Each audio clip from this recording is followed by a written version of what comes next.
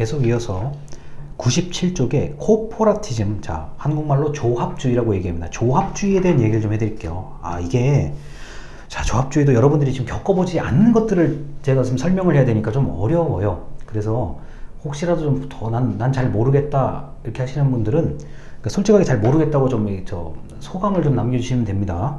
그럼 제가 필요하면 또 적어서 드리거나 제가 말로 설명을 해드릴게요. 자 98쪽에 뭐 조합주의 하나를 가지고 그냥 제가 쭉 얘기를 할게요.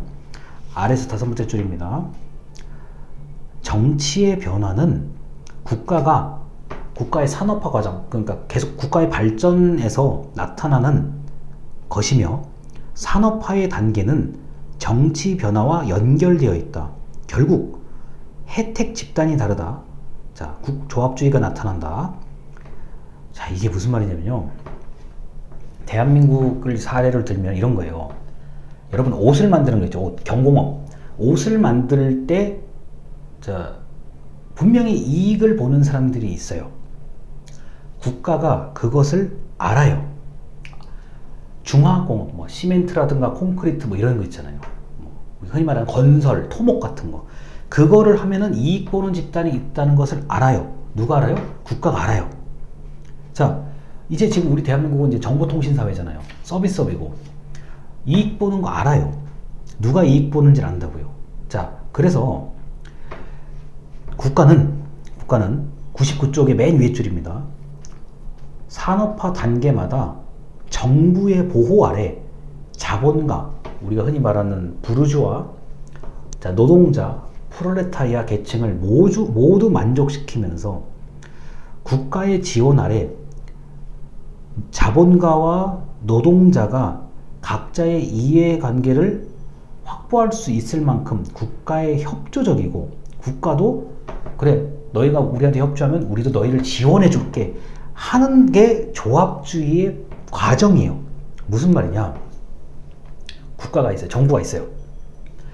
자, 경영자 계층이 있고 노동자 계층이 있어요.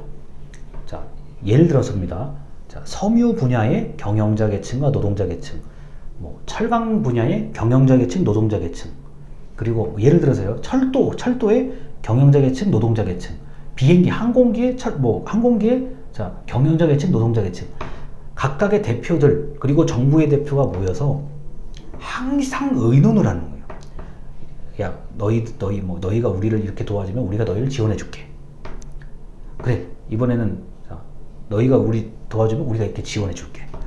이렇게 서로의 이해관계를 서로 보호해주는 그런 역할을 하고 있다. 서로 여기서 말하는 이해관계는 권력도 포함이 돼요. 그래, 우리가 너희를 인정해 줄게. 그래, 너 참 해봐. 잘 해보고 우리하고 항상 잘 지내자. 이런 논리를 가지고 이런 논리가 바로 조합주의라고 얘기를 해요.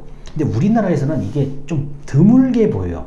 단 옛날 말로 우리나라에 노사정위원회라는 게 있습니다. 자, 노조, 회사의 사자, 회사 경영자, 정부, 노사정위원회가 조합주의의 모델로 만들어진 거예요.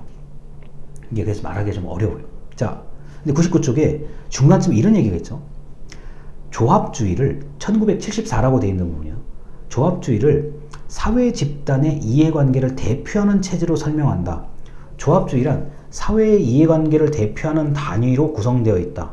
그래서 이러한 체제는 이러한 단위로 구성되어 있는 것들이 정부하고 이게 항상 연결이 되어 있다는 거예요. 무슨 말이에요? 경영자 대표, 노동자 대표, 정부 대표. 그래, 우리는 뭐 섬유 산업 분야에서는 우리가 항상 얘기를 하자. 그래, 철강의 경영자 대표, 철강의 노동자 대표, 정부 대표 모여서 이렇게 얘기를 하자. 자, 항공의 경영자 대표, 항공의 노동자 대표, 정부의 대표가 이렇게 얘기를 하자. 이게 조합주의예요. 그런데 우리나라에서는 제가 볼 때는 딱 하나의 사례가 있는 거예요. 노사정위원회. 자, 요새 이제 명칭이 다른 걸로 바뀌었는데 그냥 그 포털 사이트에다가 노사정위원회라고 치면은 아마 홈페이지가 나올 겁니다.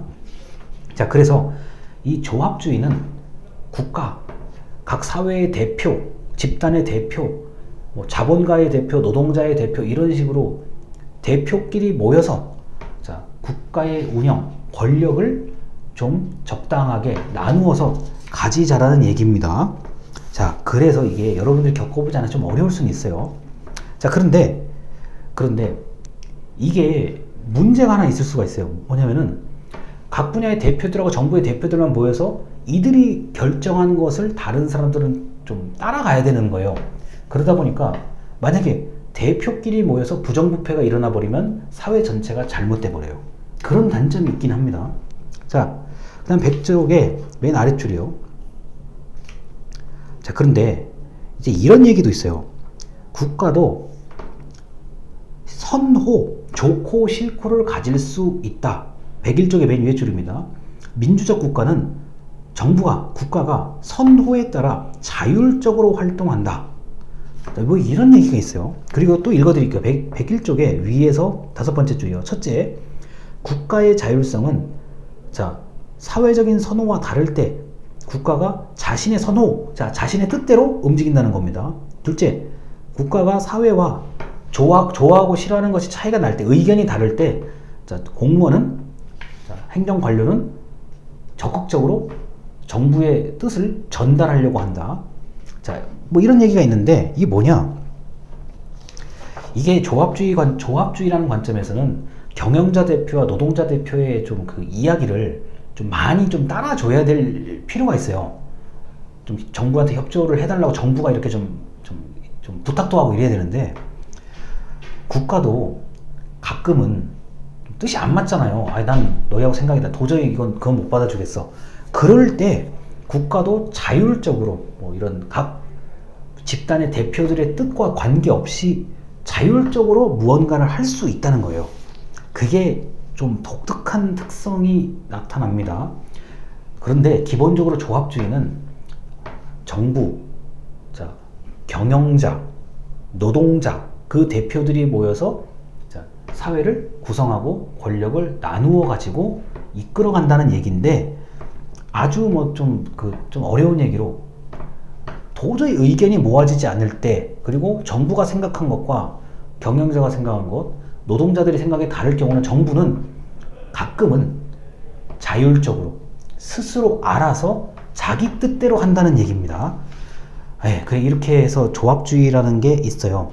그런데 아까 이제 다원주의 얘기했지만 권력을 보는 관점이 이렇게 차이가 있는 거예요. 그냥 내가 볼 때는, 나라는 철학자, 나라는 사람이 볼 때는 다원주의가 맞아. 근데 방금 다원주의 아닌 것 같아. 내가 볼 때는 조합주의 같아. 이렇게 이제 관점이 다르다는 걸 지금 강조를 하고 싶습니다. 자, 그래서 여기까지의 얘기를 말씀을 드리고, 다음 영상은 그나마 좀 쉬워요. 자, 일단 그 다음 영상으로 넘어가도록 하겠습니다. 감사합니다.